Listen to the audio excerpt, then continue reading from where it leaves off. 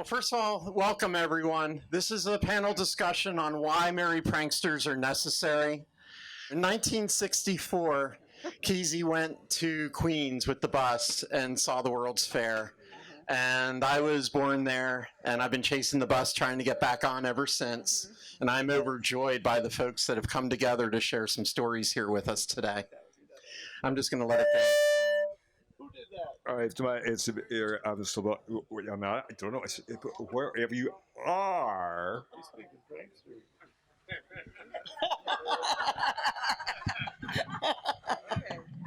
All right, so we're all delighted to be here, and I would like to actually pass the mic to Wavy. Does everybody know Wavy Gravy? I got one. Okay, good. All right. You have some gravy in your ear, perhaps a Q-tip. What shall I do? I'm here. Yes.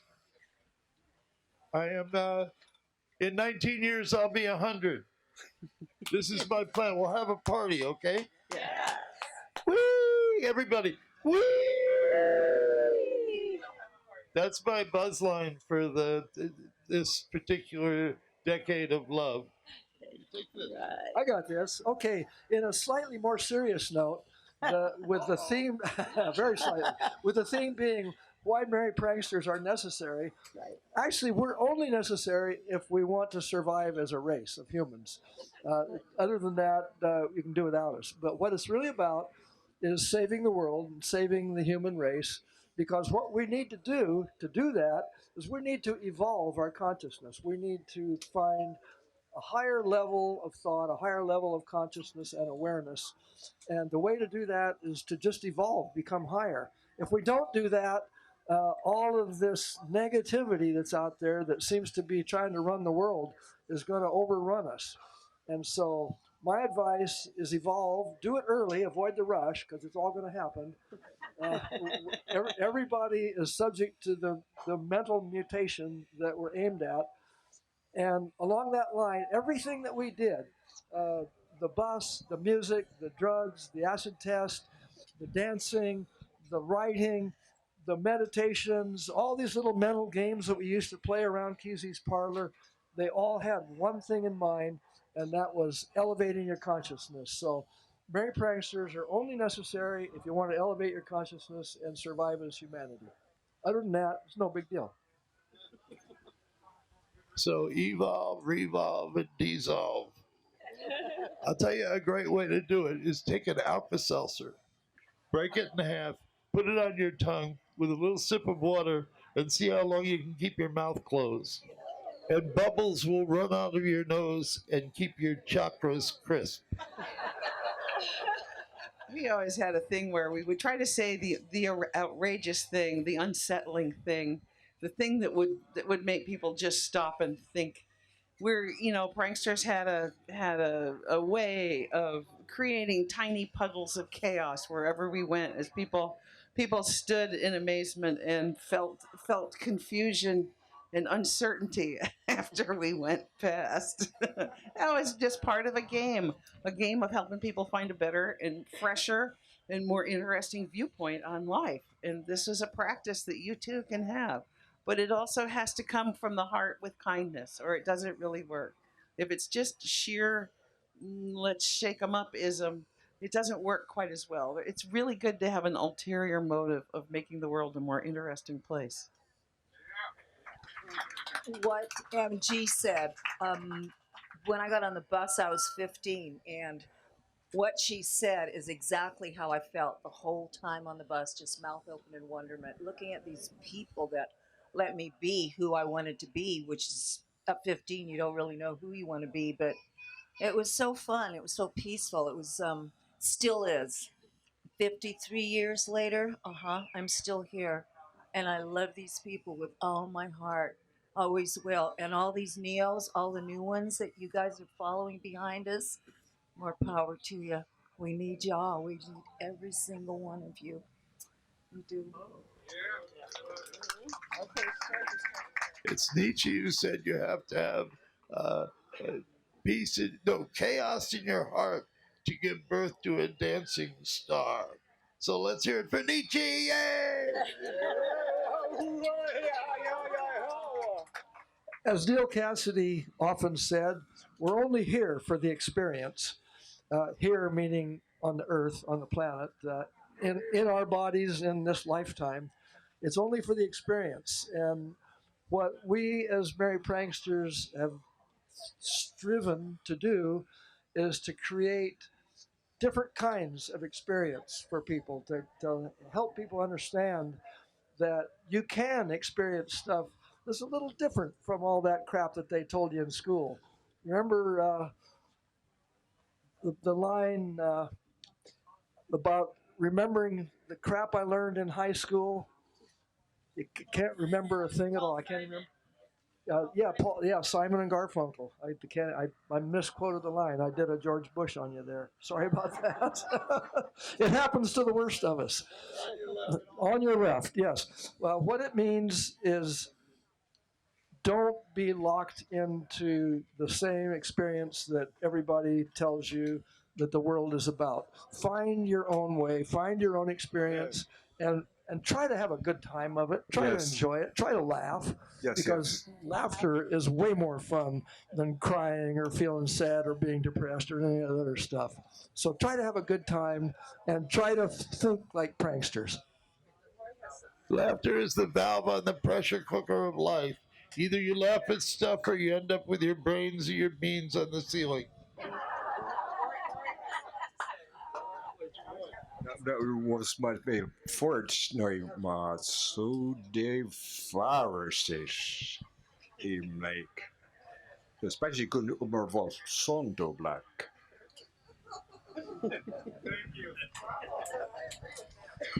I'd like to mention the one of us who's not physically here right now, but it's probably the main reason that most of us are here right now, and that's Ken Kesey.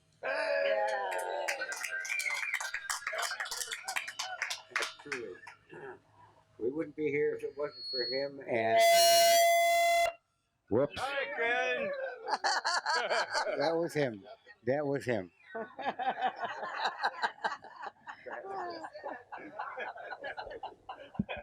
I have a haiku for that. They say Kesey's dead, but never trust a prankster, even underground. Yeah, Kesey kind of brought us all together as a collection of prospects. You know, sort of like the Hells Angels reach out for prospects. He could see people with special abilities, or you know, sort of a willingness to engage in the creative chaos that he was training us for, really. And I had the incredible good fortune of meeting him at a point in my life when I was loose. And Neil Cassidy picked me up and took me down there to his house, and I saw the bus, and that was it. I had to be part of that, because the bus was the most beautiful, weirdest thing I'd ever seen. And you got to remember what 1965 was, 64, 65 was like. We were at war. That country was in kind of a lockdown mentality. If you wore your hair, men would get dragged out of their cars and get haircuts if their hair was over their ears.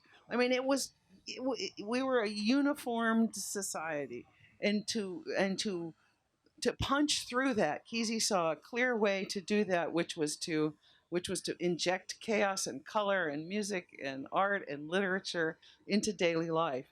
And he did it, and he said "we" too a whole lot. we, and we can still do it, and that's just part of the deal. We have to be present.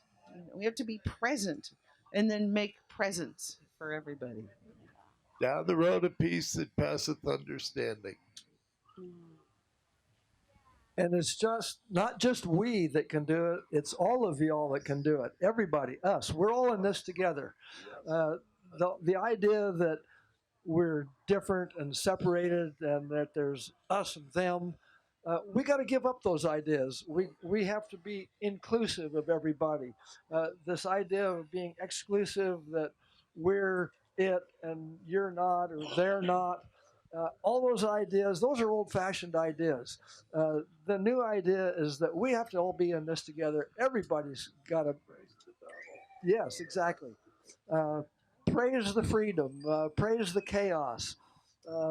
learn to love chaos, learn to love art, learn to live your life in a way that is more interesting than the map that was drawn for us decades, centuries, millennia ago by people who didn't want us to be free.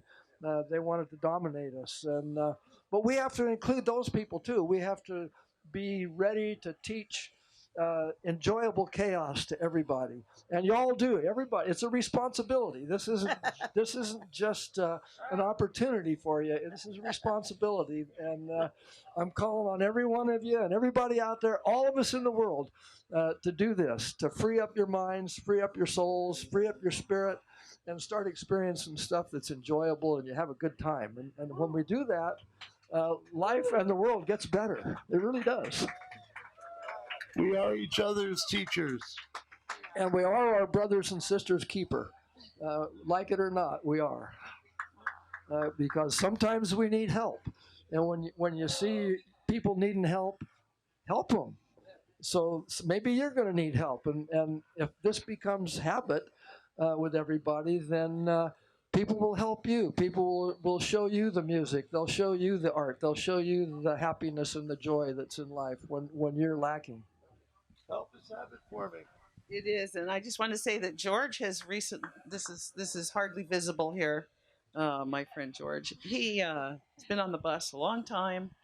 He's been out playing the role of Neil Cassidy with his friend Brian, who's playing the role of Jack Kerouac, doing speeches doing presentations around the country with excerpts from On the Road, and I think sort of freelancing too a little bit, aren't you? Yeah, they're kind of making it up as they go along, But you know, Neil Cassidy was I don't know what was he? I don't know. He was 10 things at once. He was a person that came into our lives, and he deserves to be remembered.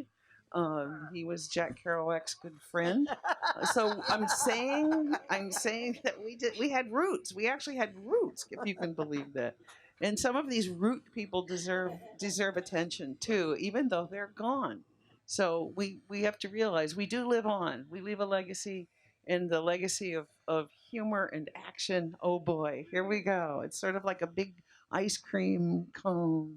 Yum, yum, yum. Don't try and be Neil. I've seen so many people laying by the curbside with smoke coming out of their ears because they tried to be Neil. Every Thelonious Monk told me, he said, you know, everyone is a genius, just being themselves. That's the truth. And on line with what Mountain Girl just said, this series of performance readings that Brian Hassett and I are doing, we're reading dialogue mostly from On the Road, and he reads the Jack parts and I read the Neil parts, but we don't just read them. It's more of a performance where we're trying to act them. And along lines with this, we are now coming out with a book. The title of it is How the Beats Begat the Pranksters and Other Adventure Tales. And it's a telling of how the direct line of this exploratory consciousness began with Cassidy and Kerouac and all of the beat writers, poets, artists, and so forth. Yes, a lot of us were teenage beatniks, or tried to be. Brian has edited the book, and it has an introduction by me. It's going to be available starting next week, wherever books are sold, and everywhere that we go on our tour. We're starting a tour in the East Coast at the Lowell, Massachusetts Lowell Celebrates Kerouac annual event, and we're going to be presenting our show there. And then we're going on tour. We're doing a show at the Bitter End in New York, at Woodstock, and a number of other places in New England for several months. Enough. You can talk to George about that later. I didn't mean to get you launched on all of that. I just wanted to mention it. So we're still waiting to hear from my friend down here, Mary MicroGram, who is holding her microphone in an attitude of readiness. Okay, so I ended up getting on the bus when the bus was parked at Asilomar down in Monterey. I had gone down there there was a Unitarian conference of all the Unitarian ministers and their wives, and the band I was playing with at the time, the lead guitarist was the son of the guy who put the conference together, so he invited us to come and bring our instruments down to this conference. And we drove onto the conference ground at Asilomar, and it was just like what you were saying, Mountain Girl. There was a bus parked on the land there by the cypresses, by the ocean, and it was brightly colored and painted, and we drove up. And you have to remember, in those years, pretty much everything was black and white. It just felt like that. Like television was black and white, right? Everything was kind of black and white and and gray, right? And that bus was just like, oh my gosh. And we drove up and we got out of our car and like, what is this? And who are you? Everybody was dressed kind of like this. And they said, well, this is the bus and we're the pranksters. And we're like, well, what are pranksters, So for me, that was like the turning point in my life. We had a great weekend that night. We played a lot that weekend. Casey got very enamored of the reverb on our amps. And he was like, you can do a lot with this, right? And the next week I went back I was a sophomore at Berkeley at the time. And a few days later, Casey drove up to Berkeley to my apartment and said, I'm coming to get you. You're on the bus. So I think I eventually went and withdrew from school at Berkeley, but it was definitely one of those, all right, your life's now going this way. Being on the bus was living at La Honda, just outside under the trees with speakers in the trees and music blasting through the night from the trees, fires, sitting around the fire, talking story, making things, was a sense of freedom and community that I had been longing for. And everybody that was part of it, I still totally love and adore to this day. I think I'd like to kind of open up the conversation about the acid tests.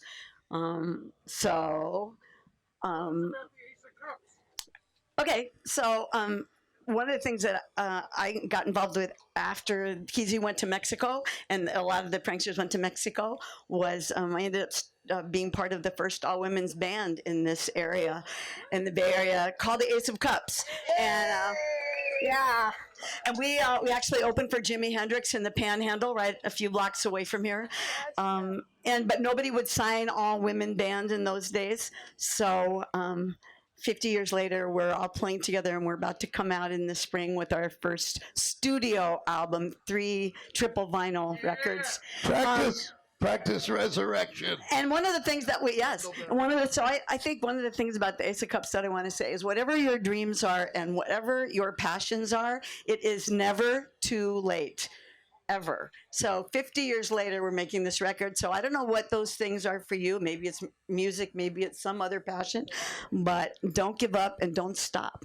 Just go for whatever that is. And that's one thing. And the second thing is the first thing we did from our project is we backed Wavy Gravy in his iconic and amazing song, Basic Human Needs. You can find it on Vimeo. You can find it on Ace of Cups' website or Wavy Gravy's website. But Wavy wrote the song that is to me, the anthem of life for me. And that's the way our whole band feels. And if we never, ever sang any other song or produced anything else than Wavy singing Basic Human Needs, that would be enough. Somehow technology made me sing on key, which is unbelievable. My wife was shocked that I was singing on key. But back into the ancient times, we were living in Los Angeles, getting ready to do an event honoring the great Lord Buckley. Lord Buckley, the great raconteur, we were doing the Lord Buckley Sunset, and we scored this mountaintop in Topanga called Moonfire. From Lewis Beach Marvin III, the heir to green stamps, he let us use his mount that was kind of like Sugarloaf in Rio, and we sent out these invitations with this line of Buckley: the flowers, yes, the flowers, but the people are the real flowers. And it has been a pleasure to have momentarily strolled in your garden.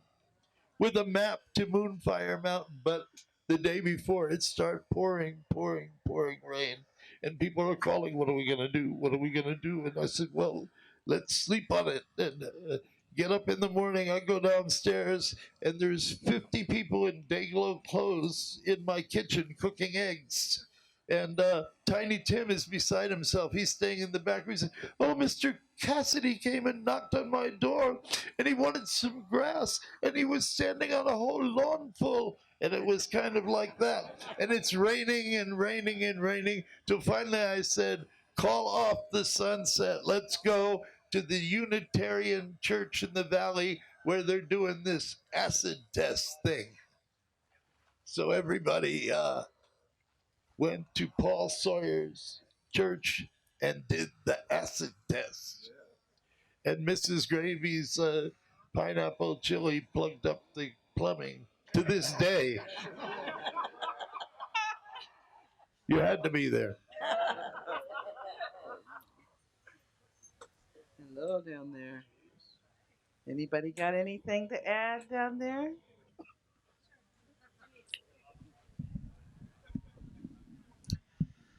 So in 2014, Zane brought the bus back out and recruited 120 new pranksters around the country. And the shenanigans have been continuing. Being on the bus for me was learning about communication. How can you actually keep 30 people organized without having to say 1,000 words? And the answer is you ring the bell and the bus drives away and you get trained real quick. You also learn what you can observe versus what you can ask. For me, the biggest lesson was really from Ken to create art, music, dance, and literature. And I've devoted most of my life to that now. And we've been doing free festivals down in Venice and things up here. And that's why this panel is together today, because I think this history is critical and needs to be transmitted. And it's up to each of you to create your own art, do your own thing, and keep the beauty going into the future. We can propel ourselves forward, but it takes your dedication and it takes your willingness to expose yourself and to allow your creativity to flow. And one of the big messages I really want y'all to hear today is go make art. Create a poem, create a painting, hug somebody, smile at your wife, create love in this world and beauty, please. And create beauty. We are beauticians to the world with tie-dye and color and paint and innovation. Let's make the world more beautiful and less rigid. We have a little bit of time left, really, some of us older pranksters, and we're going to keep doing that. But youth comes ever in waves and waves of glorious, glorious youth. Oh, youth of America and the world, create fun, create beauty, make things better. Give me an F.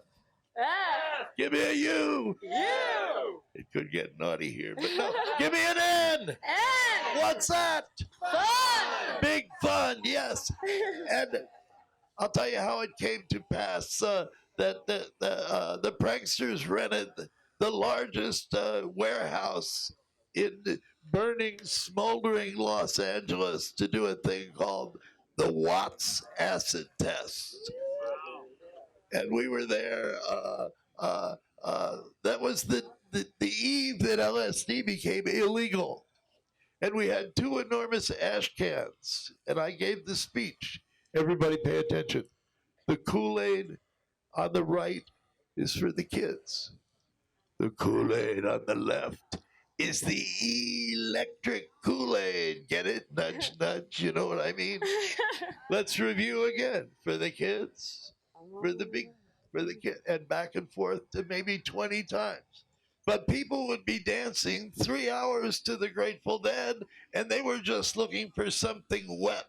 And something wet could be as much as 300 micrograms a slurp. And so the whole building started melting down, and that's when this girl started screaming, "Who cares? Who cares, Roy? LSD! who cares? And I was altered, and I crawled to a microphone, and I said, some sister has freaked out. And let's find her and glue her together, and I'll meet you where she is. And I started crawling around, and maybe 15, 20, who knows time. Anyhow, she's in this little side room, surrounded by about 15 people, one or two I knew. And she's going, who cares? And we joined hands, and we turned into jewels and light, and she turned into jewels and light.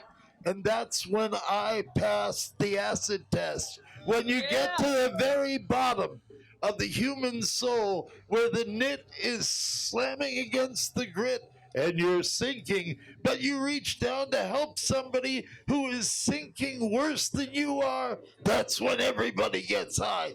And you don't even need LSD to do that. No, but it doesn't hurt. I'd like to add a thing to what Denise said about never giving up on chasing your dreams. Always strive for that. My advice is aim high. Don't settle. Always try to be the most, the best, the brightest, the most brilliant, the best thing that you can imagine yourself being. Strive for that and more. Aim as high as you can see. Don't settle for less.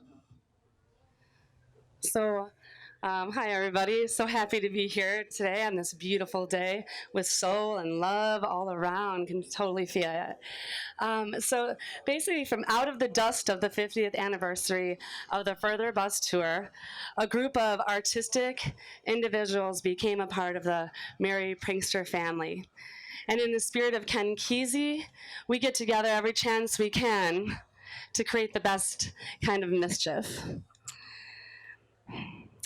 With this, we have reunions at Wonderland, and many magical projects have come to be, such as the celebrations of the 50th anniversary of the acid test with the Northwest Pranksters out in Eugene to Colorado, and all of the psychedelic tests awakening the minds of our youth across the nation.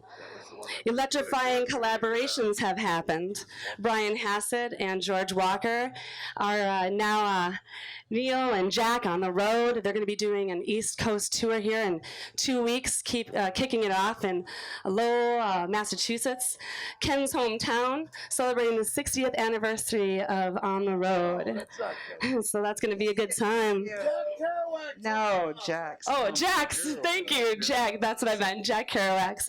And I have a handout over there of just all the different flyers of what's been happening here and what's going to be happening. We also have... be sure and pick up these flowers over here. Right here. There's some Ashlee, flyers. You should stand up to do this announcement. Okay. Look at what she has on. I mean, check out this outfit. This is from Love on Hate. Love on Hate. Is it not the most Sunny Powers. Wow. Is all we can say is wow. Yeah. And this is what's happening. It's continuing to develop. And isn't it great? So carry on. Thank you. And I think Carry on. Carry on. So these shows are happening. They're going to be down. They're going to be down the East Coast and in through Canada and making their way into the Midwest. So catch them if you can. Tell your friends, spread the word. We've also, I've written a few plays with the keeping in the spirit of the Merry Pranksters, The Secret Space of Dreams, and The Secret Space of Is. And we've all had a lot of fun with these inclusive productions, reminding us all that we can do so much if we work together. So get yourself out of the box and in through the doors of perception. These events and more will be a part of the Keystone Harvest Test, happening Halloween weekend in Whitehaven, Pennsylvania. The PA pranksters really know how to have a good time, so this is a test not to miss. Another event is the Whiskey A Go-Go, happening in Louisville, Kentucky. And that's hosted by the 20-Year Plunker Group, and that's going to be on April Fool's Day, and it's a psychedelic prankster ball. So come one, come all, dance with me. It's going to be in Louisville. Yes, so that's in the Midwest. We're all over the place. So we have different regional groups. You just gotta look it up on Facebook, and you can find us. All on here too. Yes, yes. We have obviously Denise had mentioned her band, the Ace of Cups. It's a highly anticipated wait here. It's been 50 years in the making. It's going to be their debut album, and it's coming out in the spring of 2018. So we are excited about that, and they've obviously teamed up with Wavy, and they did their basic human needs, and that's something that we all share in common. So, just Merry Pranksters are a spoke on the wheel, the grand wheel, and we are doing all positive things while we work together, more positive things out there. So there's sure to be fun and plenty, and come dance along with us. You're all invited. And I'd like to thank our friend Milton for getting us here and talking us into doing this event. He's a gentleman from the Los Angeles area who's becoming. He's a budding impresario. I tell you, this is going to be a good thing. Milton, thank you so much for pulling us together. Oh, thank you so much for coming. It's just so incredible. I'd like to take a moment to introduce everyone on our panel. I'd like to start with Linda Breen, Anonymous. Carolyn Garcia, Mountain Girl. Hugh Romney, Wavy Gravy. George Walker, Harley Visible. Julius, I don't know your prankster name. I am embarrassed. Julius, let's hear it for Julius, everybody. Ms. Mary MicroGram, who I know as Denise Kauffman. Roy Sebern, again, Roy, I don't know if you have another name. I call you Roy. Ashlee Rosko, known as Good Trouble, Spirit Mentalist. Incredible contribution to the new Pranksters. The flyer has a link to the play. Take the time to type in the URL and check out the play that we all made. It's an amazing play about self-discovery and getting yourself out of a box. My name is Milton Rosenberg, and they call me Turtle. I'm going to be on the main stage in a little while with Annie Cohen doing a couple poems.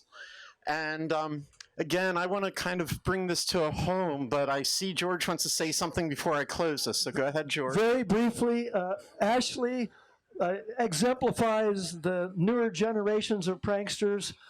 Since we're talking about this as the necessary nature of pranksters, these new generations are necessary. We're all old. We're in our late 70s and 80s, most of us, and we ain't going to be around forever.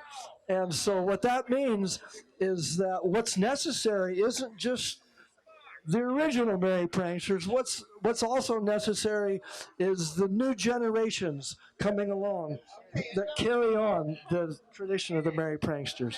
And I want to close this with the most important thing that I've been taught in my life, which I was taught by Mr. Wavy Gravy over there, who told me that it was taught to him by Ken Kesey, and that was put your good where it will do the most. And if each of us puts our good where it'll do the most, the world will shine.